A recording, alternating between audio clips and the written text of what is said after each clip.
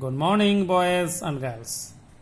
So, when we are taking normal classes, when there is no lockdown, I have told you D'Alembert's principle. But that was the D'Alembert's principle in a rectilinear motion. Means, what do you mean by D'Alembert's principle in a rectilinear motion? A body in a dynamic equilibrium can be subjected to static equilibrium just by introducing an inertia force in addition to the real force acting on the systems. This is called D'Alembert's principles.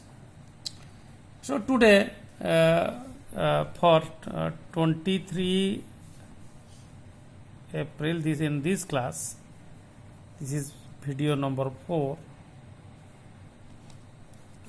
I will discuss about D'Alembert's principle in curvilinear motions.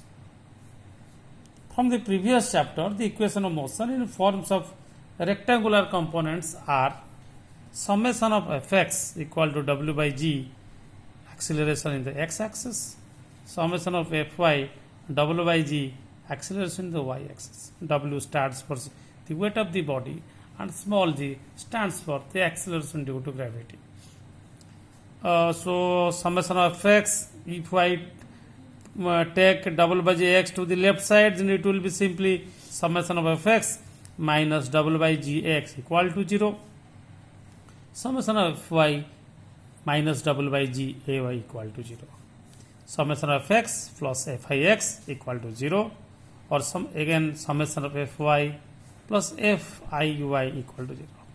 This is equation 1 and this is equation 2.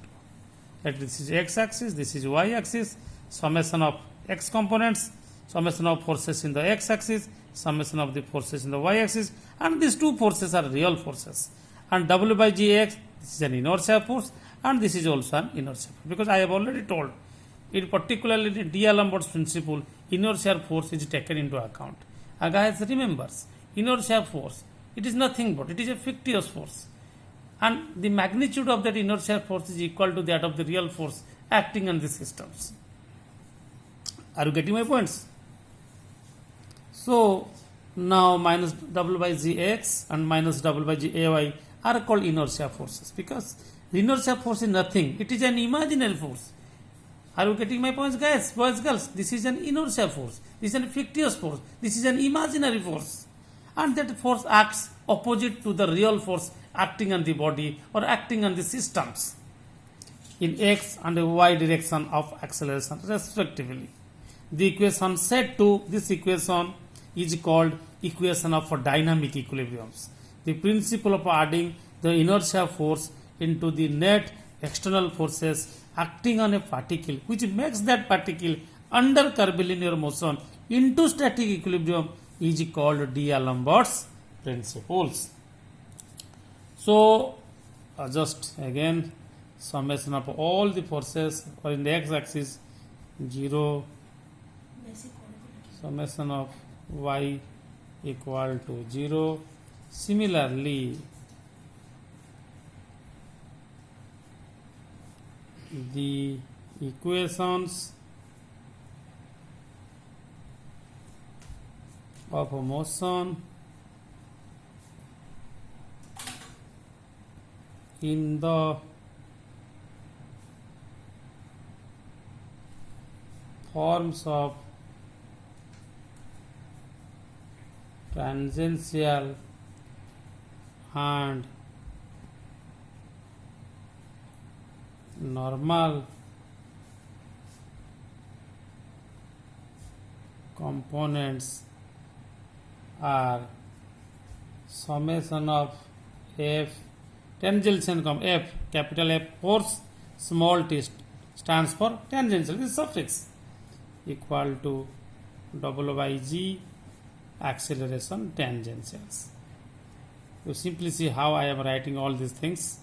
Summation of normal components w by g a n. This is acceleration, normal acceleration. At means tangential accelerations. Just I am drawing the diagram, so look into the diagram. Okay, this is x-axis, this is y-axis. Okay, curvilinear motion, the body is moving in a curve, and simply tangential summation of tangentials, this is summation of normal force,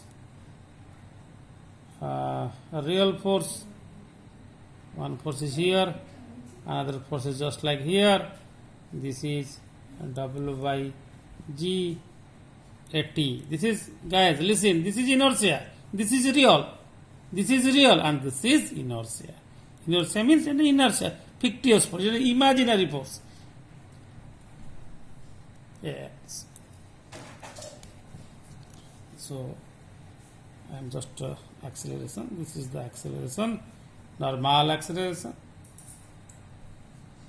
and this is the, in this axis, this is tangential accelerations.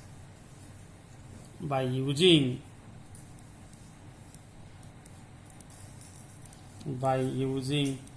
D'Alembert's principle, these two equations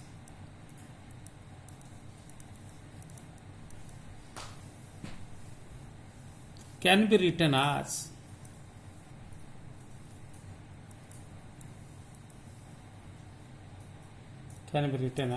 simply, I am just turning my pages.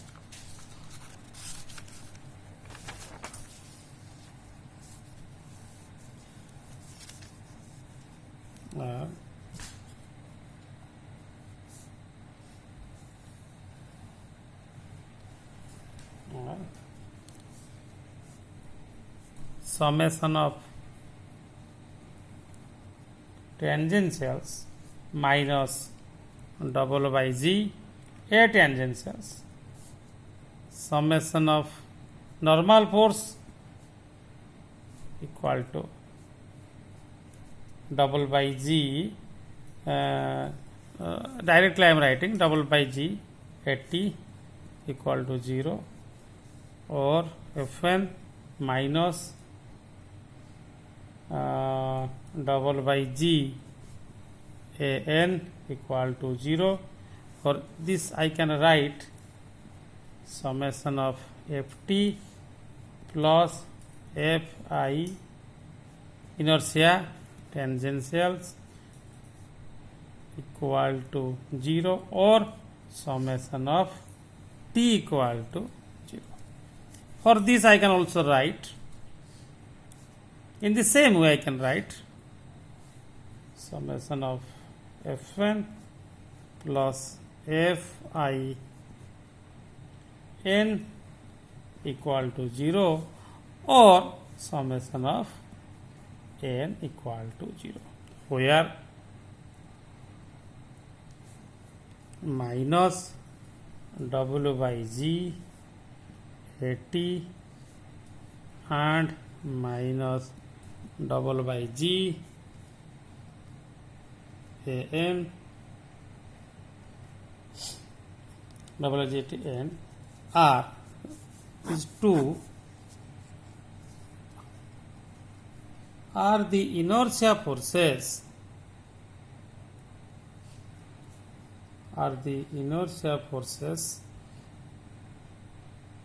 act in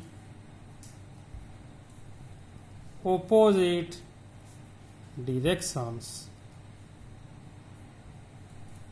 to the tangential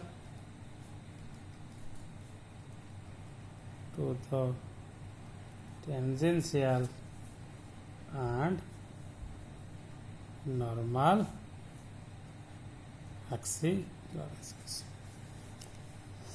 So next, guys, motion of a cyclist round a circular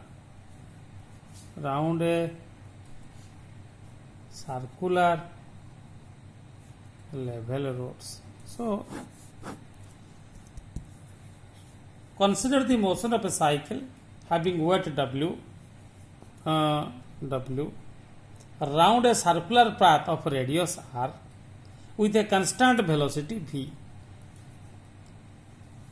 Let h be the height of the center of gravity from the ground level and theta be the angle of inclination with the vertical. The various forces acting are, so first one, what are the forces?